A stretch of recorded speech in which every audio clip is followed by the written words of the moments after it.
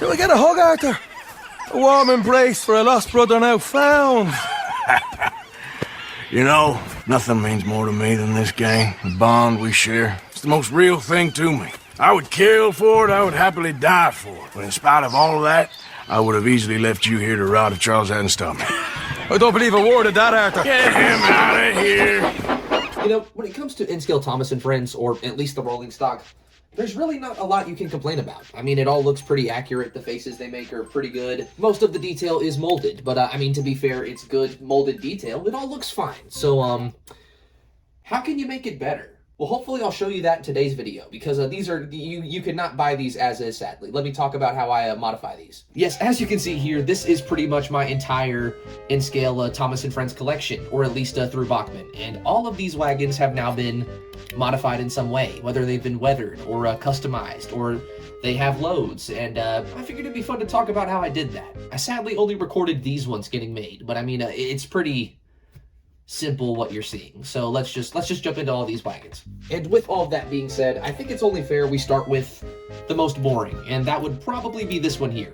This started as the Bachmann N-Scale oil tanker, and as you can see here, it's no longer that because I don't really care for that logo. Now, the logo itself still does kind of show through a little bit, and that's very annoying because I used rubbing alcohol to remove it and tried to sand it down a little bit, but it's still kind of there if you really look for it. But besides that, the tanker itself was painted in a matte black and then hit with a little bit of brown, as you can see there, kind of a hue that brings out the detail.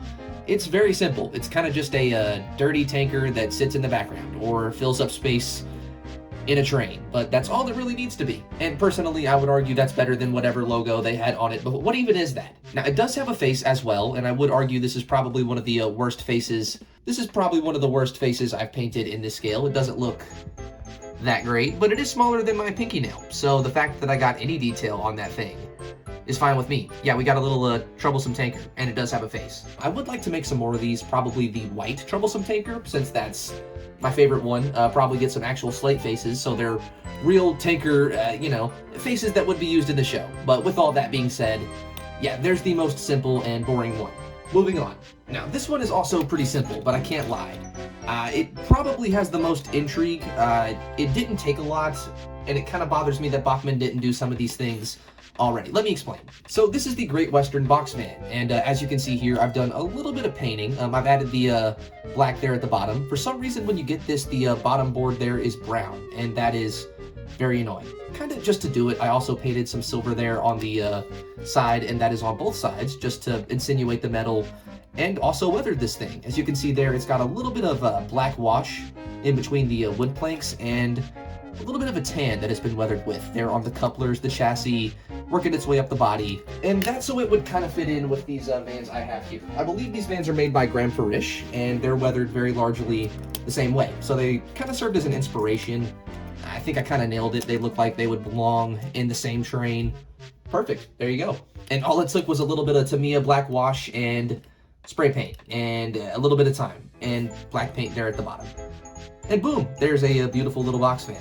Now, really, I'm kind of just complaining to complain. Those are not hard modifications to do, and this van does look pretty good as is, but I do think this adds a bit more interest to it, makes the detail it has pop out a little bit more, and also brings it to a little bit more of a familiar look with the other stuff I have going on the layout currently. I'm kind of trying to bring everything to maybe similar levels of weathering, just so it all fits together.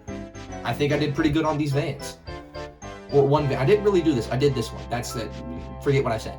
All right, now here comes a favorite of mine. No matter the scale I'm doing it in, we have SCRUFFY. And as you can see here, he's probably the dirtiest wagon I've done so far, but it is SCRUFFY, so I guess that's kind of fitting. So what exactly did I do to Scruffy? Well, as you can see here on the sides, I kind of just took individual planks and scraped off the decals, and then painted those individual planks in brown. So it looks like those individual planks were replaced, and maybe he's starting to rot. We also did a bit of a tan there on the chassis and the body, which is similar to the van weathering, and he does have a ballast load, which is glued in, as you can see there. That's stuck in there. Besides that, he got a slight panel wash to bring out the individual wood planks, and yeah, again, it's just a very dirty SCRUFFY. There's really not a lot to talk about. I didn't weather the face because I kind of just wanted to keep that clean, kind of how it looks in the TV series. Yeah, it's Scruffy with a glued in ballast load. I would like to go back and make a Scruffy after he's rebuilt. This is kind of him, or I imagine it's him before Oliver tears him to a million pieces. I would like a Scruffy that's, you know, rebuilt, or maybe just a couple Scruffies with different faces to make I don't know, maybe make an army, because that would be fun. But yeah, there's that. Also added a bit of brown on the end of the buffers. SCRUFFY, ladies and gentlemen, he's filthy. And last but not least, I actually finished these today, right before I started recording this. We have my two Troublesome Trucks. These are Troublesome Truck 1 and 2, or I think they actually both were Troublesome Truck 1. And they both now are customized to look like they're actual Troublesome Trucks. Now, the way I do this is kind of simple, and it's the same across every Troublesome Truck. I take the entire thing apart, and I'll probably throw that footage on right here, because I actually recorded this process. Everything's taken apart, from the wheels to the body, from the chassis, the couplers are taken out, and that's when I paint everything individually. Like, I might paint the chassis in matte black, exactly like I did here, and take off the faces and add the new ones. As you can see here, these both have 3D printed faces, and yeah, it's really not a hard process. And as you can see here, it definitely pays off at the end of the day. So what exactly are we looking at here? Really, again, nothing special. They're just green Troublesome Trucks, because that's one of my favorite colors the Troublesome Trucks ever appeared in. They're weathered with a little bit of tan, kind of just like Scruffy and the brake fan. Not brake, that's a box fan, my bad. I also painted their insides with a brown and gave them some 3D printed faces. You may remember from the Toad video, if you saw that. On Thingiverse, you can find Toad faces, and on that same, you know, little file thing, you can find Troublesome Truck faces. We're not talking about Toad because he got his own video, but yeah, I kind of finally found a place to put those, and this one has the more classic Troublesome Truck face. This one has the Bozo one-tooth face, and also a different ballast loads. Yeah, this one's carrying coal, and this one's carrying like a gray ballast. I think they're fun, and I think they look a lot better than the normal Troublesome Trucks did. Now, same story. Besides that, they also got some black wash that's also on the insides, although you can't really tell because I added the loads.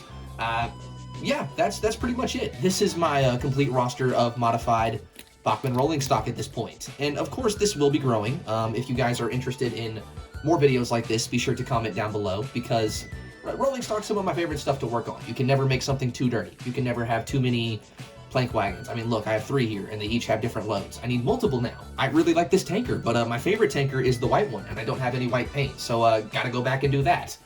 I think I want to make a ULP, and maybe one of these box vans will be perfect for that. This is just the beginning of this modifying Bachmann in scale rolling stock series, potentially. And with all that being said, ladies and gentlemen, I think the only thing left to do is take all this stuff to the layout, because I told you the long and short. Hopefully haven't bored you to death in the process. You know, here's a consolation. I'm doing the same thing with the locomotives. Here's Genty. I don't have a Thomas anymore because I turned him into the nameless Genty that appeared in the Railway series, because I'm kind of making the other Railway right now. You're welcome. That's just a, see, does that hold you over? Also, another thing, this is not a Bachmann product. I 3D printed this. You may remember the Shunner's wagon I made a while ago that was bright green. I repainted it, and I'm very proud of how it looked. Look at that. That thing is micro, and I somehow managed to paint that well. I'm not trying to brag. I'm just like, how did I do that? It looks exactly like the DePaul one. All right, that's enough about the rolling stock. Let's get this stuff in operation.